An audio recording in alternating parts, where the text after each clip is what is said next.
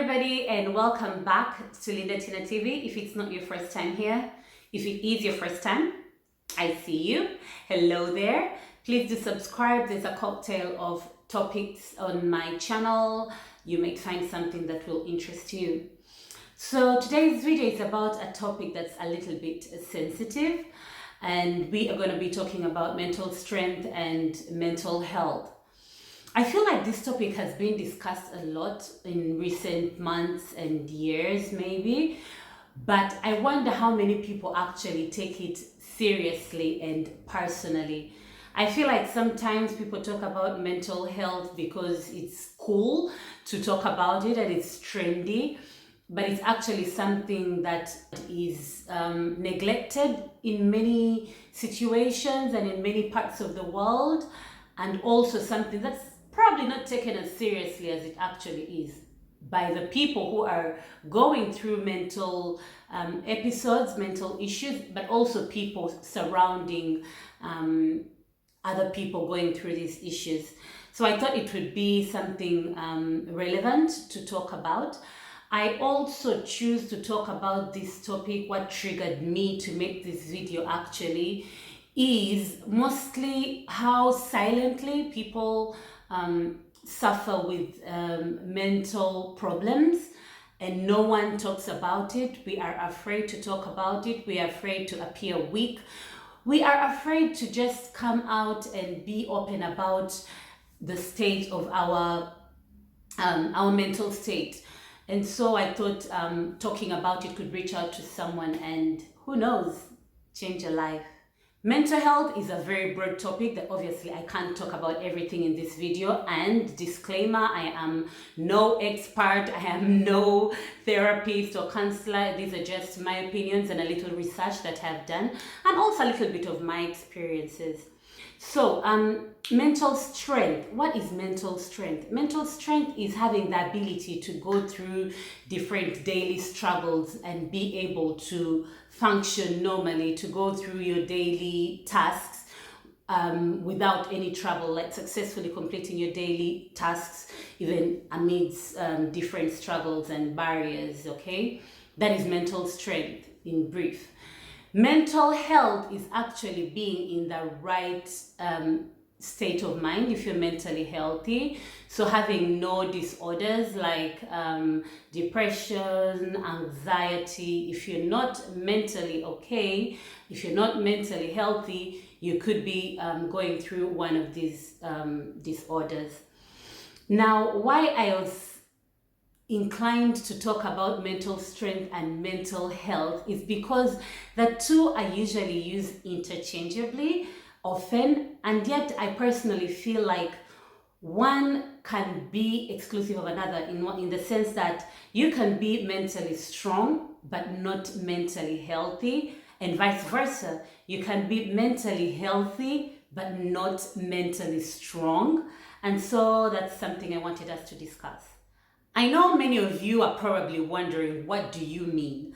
I'll explain. So I could be a mentally strong person, but not mentally healthy. What do I mean? So I'm not mentally healthy because I am dealing with a disorder, probably dealing with depression, probably dealing with anxiety daily, every minute of my life, which means mentally I'm not healthy. But I am mentally strong in the sense that on the outside world, or to the outside world, I will perform my usual activities. I will go to work, I will prepare meals, I will take care of my family, I will get out of bed and do things that people expect me to do. And so to the outside world, I will look like this strong person who has it all together. But actually, I am dealing with a mental disorder, a depression. Maybe after I go to work and go through my daily activities, I'm gonna come back home and cry all night, probably will not sleep, or I will be anxious about what's gonna happen the next day. I will be feeling a certain type of way in crowds, even if people will invite me to crowded places, and then I'll be there. That means I am strong. I am able to confront these fears and confront these troubles and be able to go through the day. That means you're mentally strong, but that doesn't mean you're mentally healthy. On the other side, I may be mentally healthy So I have no depression, I have no anxieties, I have no other mental disorders, but I am not mentally strong.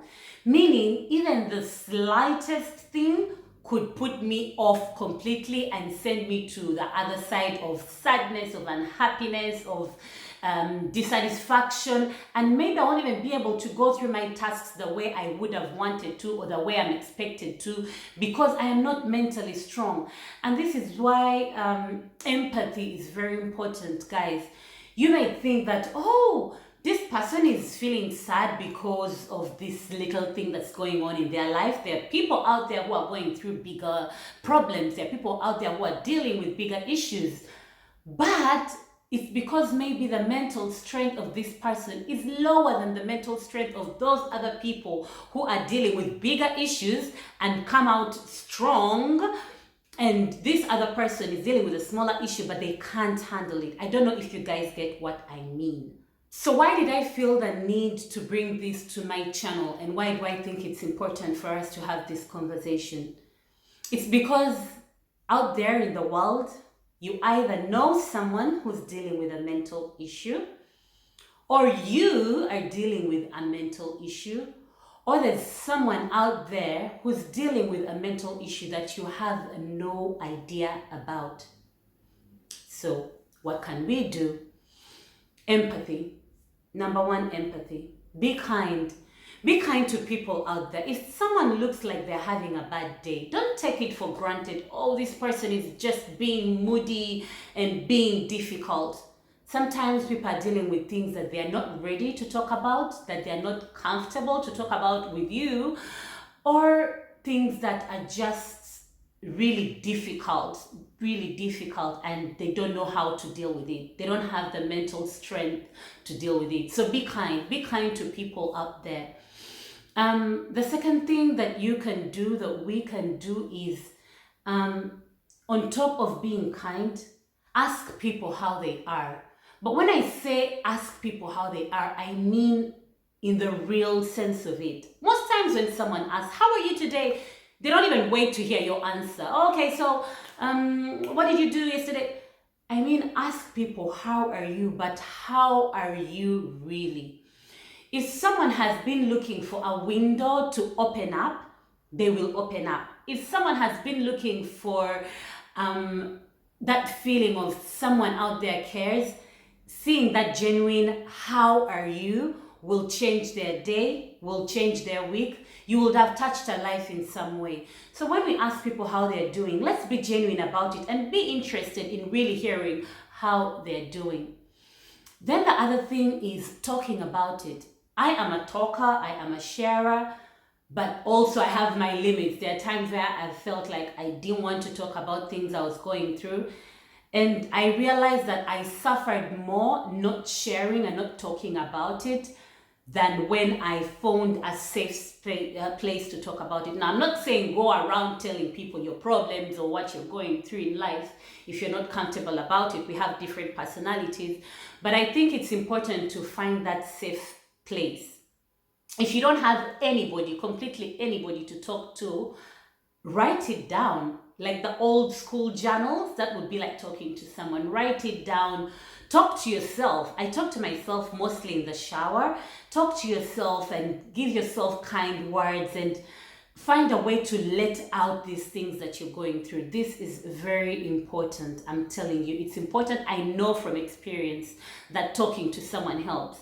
And furthermore, if we're talking about a more serious level, find someone like a therapist to talk to. I know that they cost quite a bit and, not everyone can afford it. But if you can, find a professional to help you go through these difficult disorders and moments and get the help that you need. Where I come from, and in many cultures, even here in Italy where I live, there are very many people who will tell you, you're going to see a therapist. Are you cuckoos? Like, what's wrong? They look at it as something negative.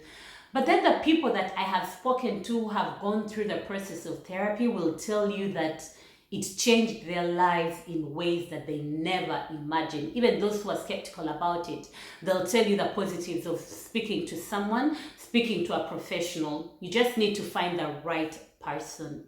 And I know it's easier said than done. These things have been all over the internet. Take care of yourself, take care of your well-being.